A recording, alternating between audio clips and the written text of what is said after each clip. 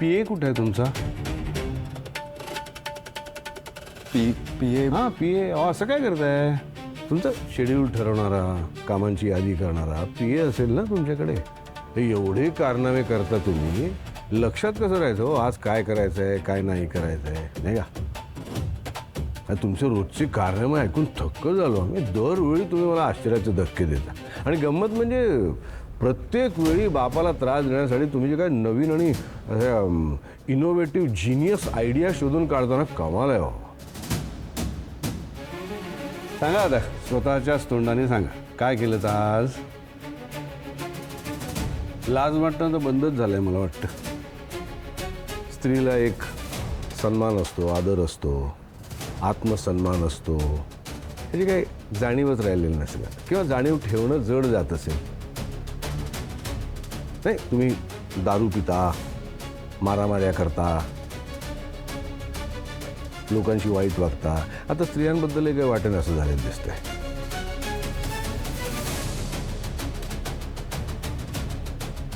अरे बापाचा अभिमान वाढवू शकत नाहीस, जो आहे तो मातीत तरी घालू नकोस. बोल का केलंस हे? पण असा खांबासारखा उभा राहू नकोस. बोल का केलंस हे सगळं? तुला घराबाहेर काढलं तरी तुला काहीही त्याचं वाटत नाही? लाज वाटत नाही, शरम वाटत नाही? अरे काय कुठे फेडणार आहेस हे पाप?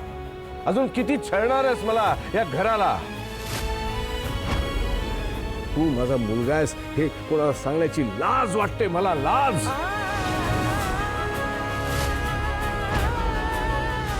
अरे बापरे, हे तो फारच सिरियस झालं.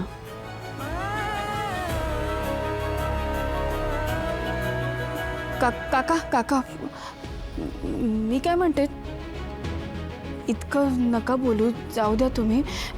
म्हणजे मी या गोष्टीमुळे बोलले कारण की कामात एवढा त्रास देणं बरोबर नाही ना. कामाची वेळ होती माझ्या, म्हणून मी चिडचिड माझी झाली आणि म्हणून मी एवढंच बोलायला आले होते इथे. तर तुम्ही इतकं नका चिडू, जाऊ द्या.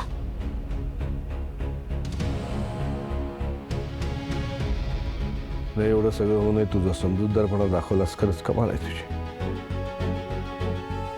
त्याने जो काय तुला त्रास दिला, याच्यामुळे तुला जो काय त्रास झाला त्याबद्दल मी माफी मागतो तुझी. काका अहो तुम्ही. हा पुन्हा असं करणार नाही याची जबाबदारी मात्र दुर्दैवाने घेऊ शकत नाही, कारण या अशी जबाबदारी घेणारा जगात कोणी असेल असं वाटत नाही मला. पण तरी माफ कर मला. पण इथून पुढे जर यांनी असं काही केलं तर तेव्हा मात्र मी याच्या विरुद्ध ऍक्शन घेईन.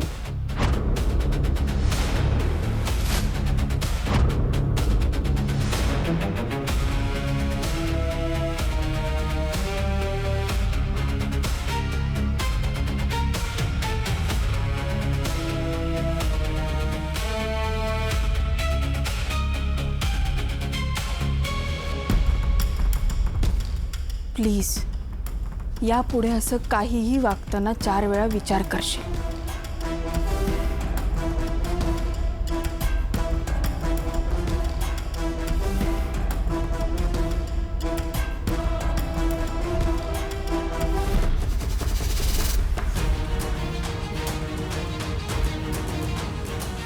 तू मूर्ख आहेस का? माझी ओढणी का पकडलीस तू? तू हे बघ, तू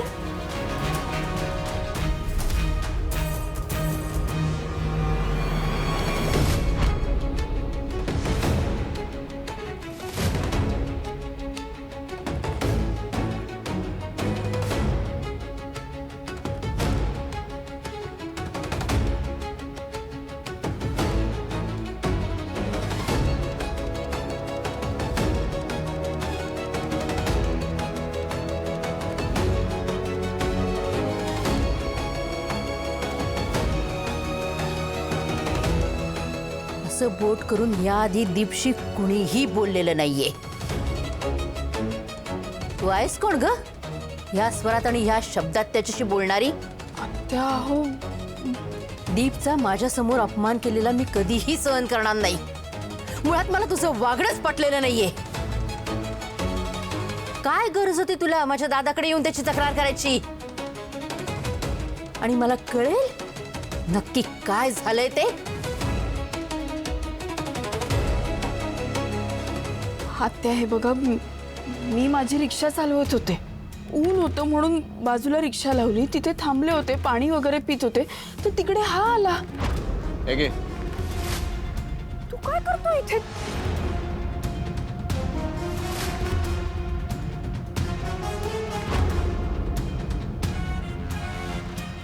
कसं आहे ना ताई, तुमचा नवरा आहे ना तुमच्यावर खूप प्रेम करतो. कोण माझा नवरा? ते बघा, ते तिकडे उभे आहेत ना. तुला कळतंय तू काय बोलतेस ते? काहीही गरज नसताना जो मुलगा तुझी मदत करण्याचा प्रयत्न करतोय त्याचं कौतुक करायचं तर दूरच, त्याची जाऊन तक्रार करतेस तू. हं? तुझ्या हाताला लागले, जे खरचटले, जे भाजले ते बरं व्हावं म्हणून मदत करत होता ना तो तुला, तर त्याचा अपमान करतेस तू.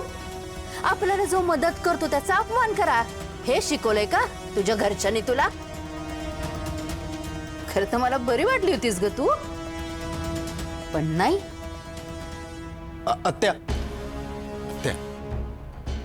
आत्या जरा एक मिनिट ऐकून घे. एक तर माणसांची पारख नाहीये तुला. ज्यांना तुझ्या मदतीची कदर नाहीये त्यांना मदत करायला निघालस रे तू. आत्या, तुमचा काहीतरी गैरसमज झालाय. गैरसमज नाही, चांगला समज झालाय माझा.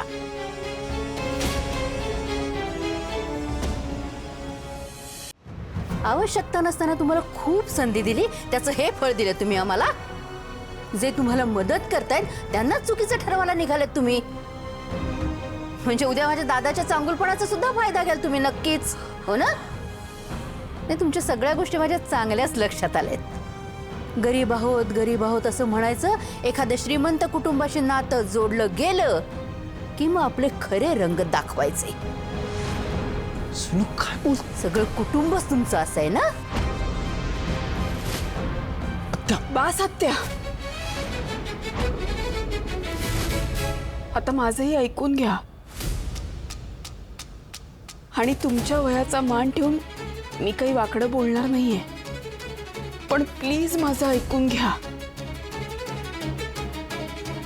हा तुमचा मुलगा माझ्या मागे लागलाय. मला नको होती मदत, तरीही जबरदस्ती करत होता. का? कशासाठी? मी खूप वेळ सांगितलं की मला नको आहे, मला नको मदत करू, तरीही मागे लागला होता. ऐकायलाच तयार नाही. मग मी काय करायला हवं होतं? आत्या, मला हा विषय कायमचा संपवायचा होता म्हणून मी काकांकडे आले. आणि मला माहितीये हा मुलगा फक्त आणि फक्त काकांचंच ऐकतो, त्यामुळे नाईलाजाने मला इथे यावं लागलं. पण तुला माहितीये ना दादा दीपशी कसं वागतो ते, तरी उठसूट तक्रार करायला येतेस तू त्याची. आम्ही त्यांच्या दोघांमधलं अंतर कमी करण्याचा प्रयत्न करतोय, पण तुझ्या अशा वागण्याने ते वाढत चाललंय.